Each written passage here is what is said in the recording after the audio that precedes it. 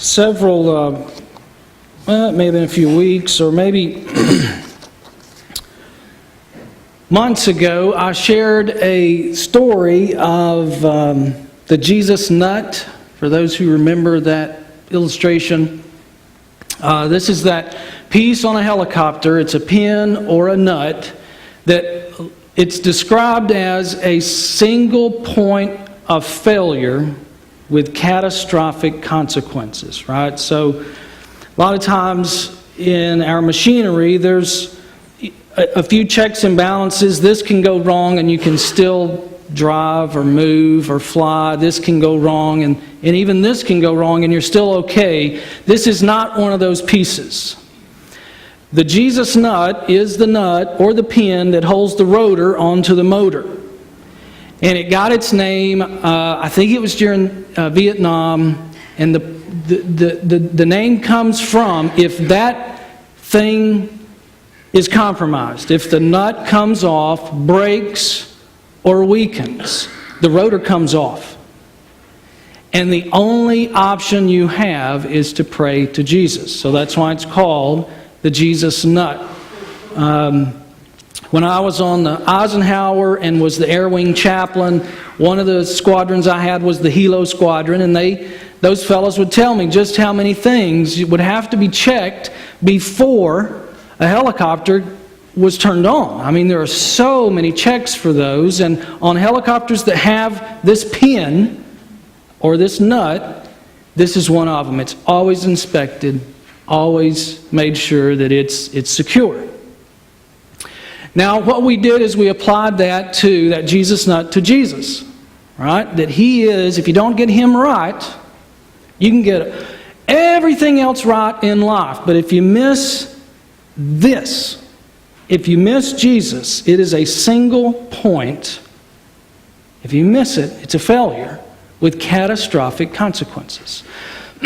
Mark's gospel is a Jesus nut gospel. Actually, all the gospels are sort of set up as Jesus nut gospels. They are designed, written with one main theme and focus: to get Jesus right. This is who He is, this is why He came, and this is why you need Him. All the Gospels. But lately, in the Gospel of Mark, we have been in an area of his Gospel where he is focusing in on Jesus, who He is, what He means to the world, and what He can do for the world. So this morning, we find one major theme in this seemingly uninteresting story of a blind man who's hollering out for Jesus. Disciples who say, be quiet, we're going somewhere. Jesus has important things to do. Jesus then making them participate in bringing the blind man to Jesus, and then a healing, and then a blind man who now sees following Jesus, becoming a disciple. Hey, it seems like a straightforward story. There is a big theme that Mark is pushing in this story, and it is this: Jesus is at the center of everything we do as a Christian.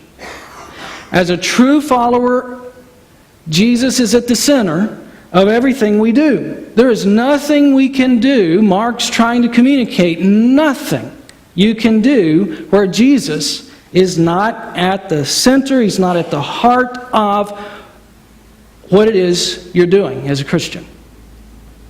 Now, we see this in two ways. It's fun looking at stories because you get to look at the story from the different characters.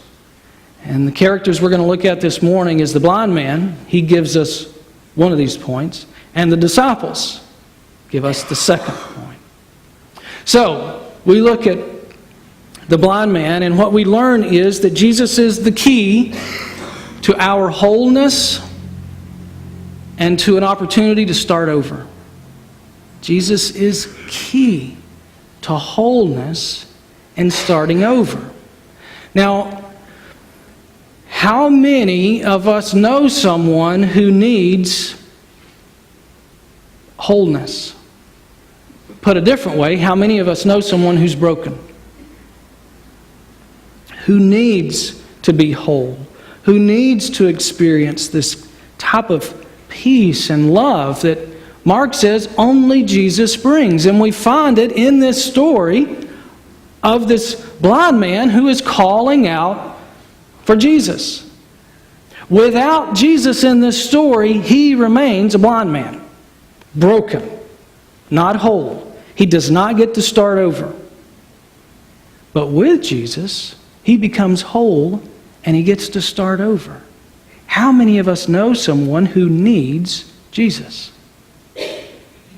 Now, interestingly enough, this fella shows,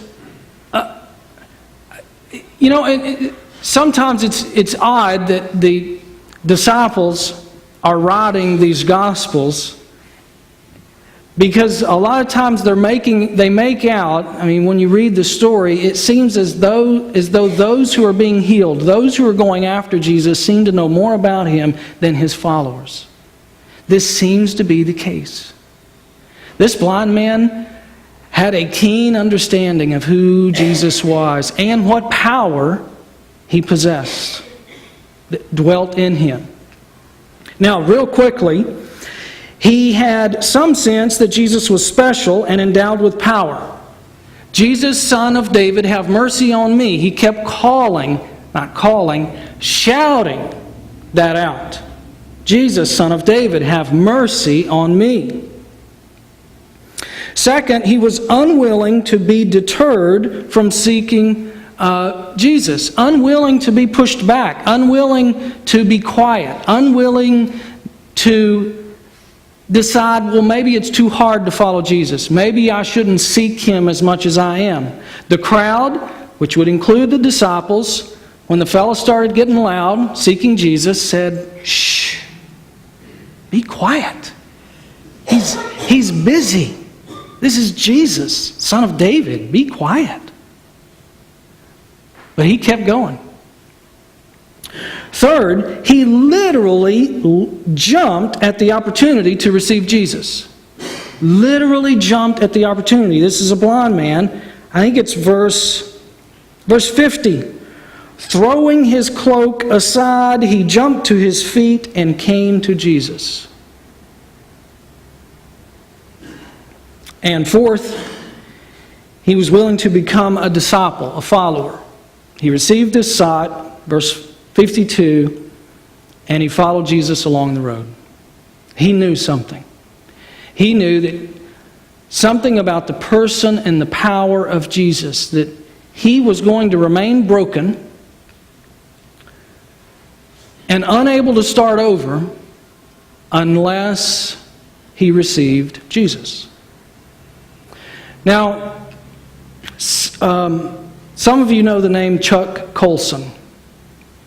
This is one of the fellows that in our Wednesday Bible studies, this is one of the fellows that is one of the presenters in our Bible study.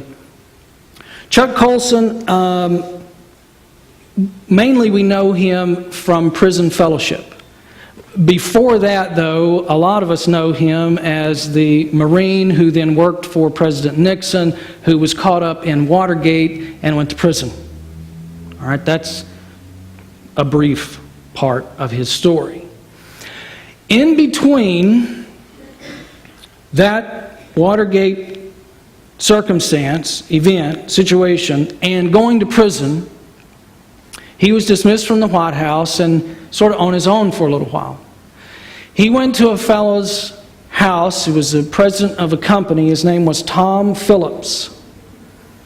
And this is his conversion story. So Chuck Colson was not a Christian in the Marine Corps, was not a Christian as an advisor to the president. But on this night, it was August 1973, he went to the president of this company. He was there for an interview. But the president, Tom, said he had never experienced this before in his life. He felt God saying, witness to him. Don't interview him for a job. Witness to him. Tom was a Christian. So he took out, get this, C.S. Lewis, Mere Christianity, and he read portions of Mere Christianity that cover pride. The thing, the sin, the wall, the temptation, the thing that gets in the way almost in every circumstance of us accepting and completely trusting in Jesus and receiving Jesus is our own pride. And he read that section in Mere Christianity. And Chuck Colson said, I left his house, I didn't even interview for the job, but I left feeling uncomfortable. I got in my car, and I don't cry, but I could not drive out of his driveway because tears were just rolling down my eyes. He said, that night, I prayed. I didn't know what I was praying. I didn't know the words I needed to use, but I knew that there was a Jesus, that God sent him, and that if I completely trusted in him, I would be whole. This broken part of me would be whole, and I could start over. And so he did. Went to prison, became a pastor to inmates, then founded, after prison, Prison Fellowship, and a Christian Worldview Center that is in, I think, 114 countries now. Now, the point of sharing that story is this. Most of us know somebody, or maybe ourselves, who are a bit broken, struggling with something in life. Something's not whole, something's not fixed, something in our life is not going well. And most of us know, because we've been taught, and maybe even because we've experienced it, that Jesus is the source of wholeness. And he gives us the opportunity to start over. So our question becomes, from this blind man, the point we get from him is, do we want to be whole? Are you seeking wholeness? Are you prepared to receive wholeness?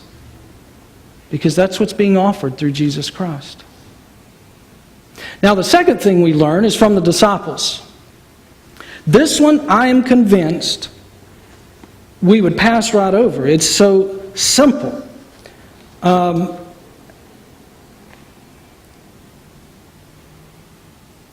man starts crying out, and the disciples and the crowd says, be quiet. And then Jesus does something weird. I think most of the times we read right over this, but here's the thing. Jesus didn't have to say this. 2 verses of information's taken up with information we don't need. Jesus said, call him. And then we find out that they went and called him. Now, why did Jesus do that? We know from Mark's gospel that at other times he just walks over and heals. And we know from Mark's gospel that he doesn't even have to walk over and heal. He can heal someone by not even touching them. So why incorporate the disciples and the crowd into this healing process? There's only one reason. Only one reason Jesus would say, you guys get him over here. One, I think it's because they were denying Jesus to him. And Jesus was trying to fix that model. You guys have it wrong. I'm not to be denied from people. But more importantly, he was giving them the positive. And the positive is that the disciples, by extension, his church today, is a part of the healing process. In other words, Jesus is the reason we reach out to others. Now, there may be other reasons, But Jesus needs to be the main reason that you and I, as Christians, reach out to other people. Has to be. Here he commands it. He doesn't say, if you guys think it's okay, have him come to me. He says, call him. And they call. And he comes. I want to share with you a clip. It's a featurette. It's a short, that's not even a clip. It's a behind the scenes, real short behind the scenes of a movie called The Drop Box. It came out this year. What you're going to watch is a college student from Southern California who was in film, studying to be a filmographer, whatever the film degree is. And he had to do a film. He had to do a thesis project. He read about this story of a Christian pastor in Korea. And so he got some money together and he went over there to film what was happening. Now, in case you missed some of it, what's happening is Pastor Lee has become aware that parents or single mothers are abandoning their babies, especially those with a handicap. So they would find, somebody would walk by and find a baby or find something crying from a dumpster. Open the dumpster, it's a baby. So he put in what to me looks like a safety deposit box in his apartment, in his house. And he basically said, before you leave your baby on the street, put them in this box. So it's called a drop box. And I'll take care of them. So that's what you're about to watch. Again, this is a short behind the scenes, and something happens to the director. He was not a Christian. He simply wanted to make a film that was worthy of a thesis.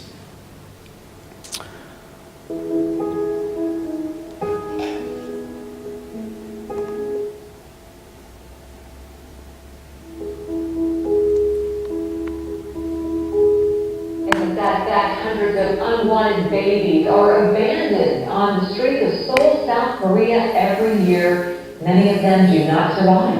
At this tragic loss of life, both the pastor to set up a way for saving unwanted babies. I first read an article about Pastor Lee in June of 2011. It was all about this pastor in South Korea who had built a mailbox for abandoned babies.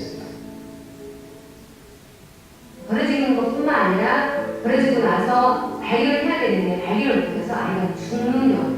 이 아이를 보호하자면 자칫 우리 대원 앞에서 사체로 발견될 수 없는 그런 상황입니다. 딸이 거의 그 현장에 있으니까 이 아이를 위해서 죽겠습니다. It was like this guy had built a bunker for babies and was defending it with his life and saying, no one dies here. And I was compelled by that immediately. I flew to South Korea to make a movie about saving babies, and I had no idea God was going to save me. So I became a Christian while making this film. And so Pastor Lee changed everything because he showed me what God's love was really like. The love of Pastor Lee and his wife really gripped my heart because there's too few people in this world that really show the love of God. 내 부모는 나를 버렸으나 여호와는 나를 영접하시다. 이 주님의 마음 가지고 이 박수를 쓰자. 큰 막뼈들이 가서 큰 물을 보이는데 아예 막뼈로 가슴을 차. 하나님의 생명을 보내주고 살려주셨고. Those kids that get dropped off in that box, they're not the only ones that are broken. They're not the only ones that are helpless. When it comes to living forever, we're all like those kids, bound up in the dark, waiting for somebody to come save us. I want people to know what God's love is like. It's a gritty, I will do anything and give everything for you love, even if you don't deserve it. This is a matter of the heart. If that inherent value of the baby's life is not there, there's always going to be babies dumped in the trash.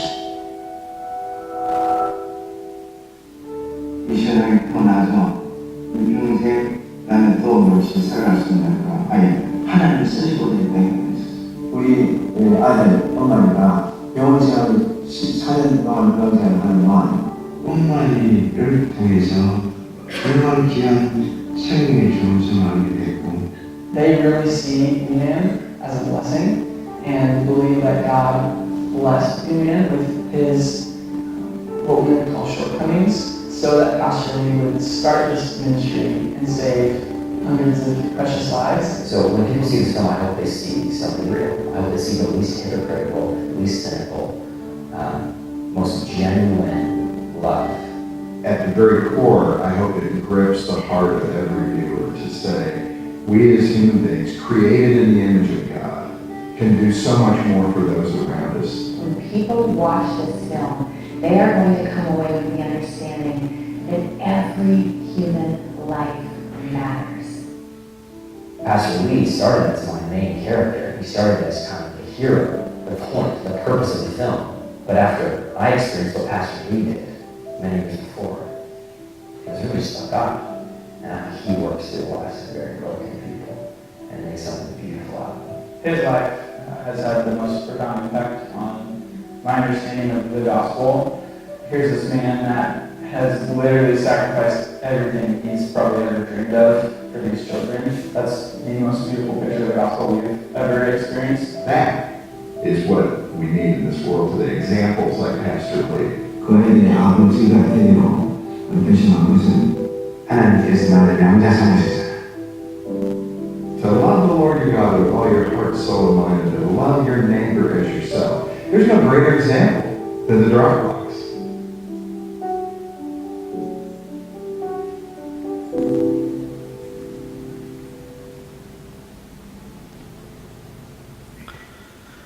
So I have this film. If you want to borrow it, the end. What the caption from Pastor Lee is, the reason I have become their father is because God has adopted me.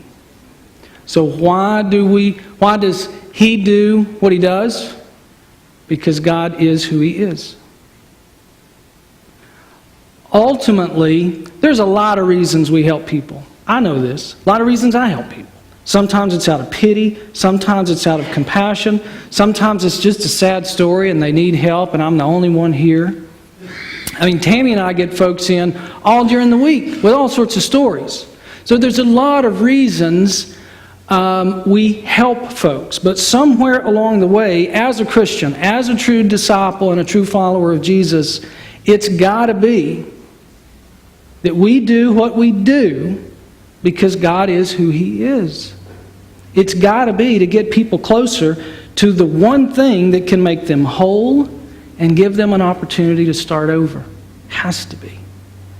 I'm convinced that's one of the only reasons Jesus stopped this entire process and said, wait a second, you all go get him and bring him to me.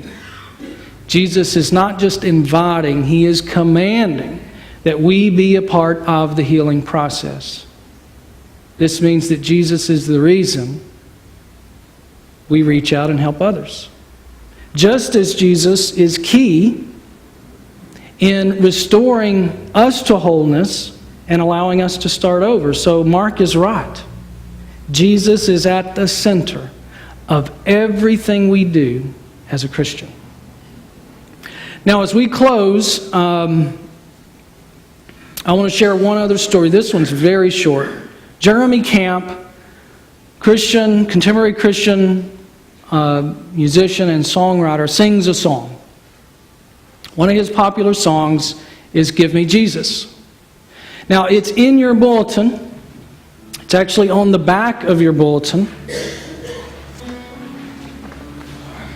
Under Ministries for this week, simple lyrics to this song. If you know Jeremy's story, he lost his wife very young. I think she was around 21. And he had to reevaluate his life and what's important. And he said, I realize that music is not my life. Jesus is my life. And the purpose of me being here is to glorify Jesus every day. And the song, Give Me Jesus, is a passionate way of describing just what Jesus means to me. So if we'll stand for our closing, it is Give Me Jesus. It's on the back. This is a song that Bob and I talked about last Sunday. After the service last Sunday, this song was something we were talking about then, so it's something we'll make a reality this morning. So let's stand for the closing, Give Me Jesus.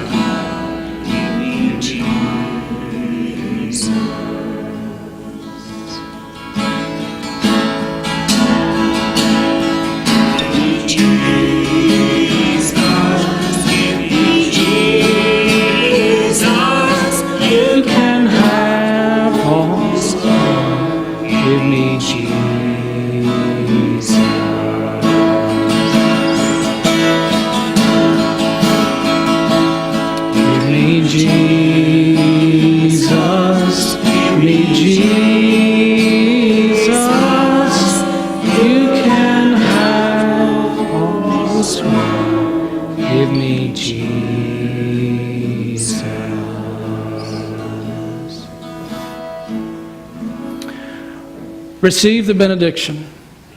May the love of God and the grace of Jesus Christ and the power of the Holy Spirit be with us now and forevermore. Amen.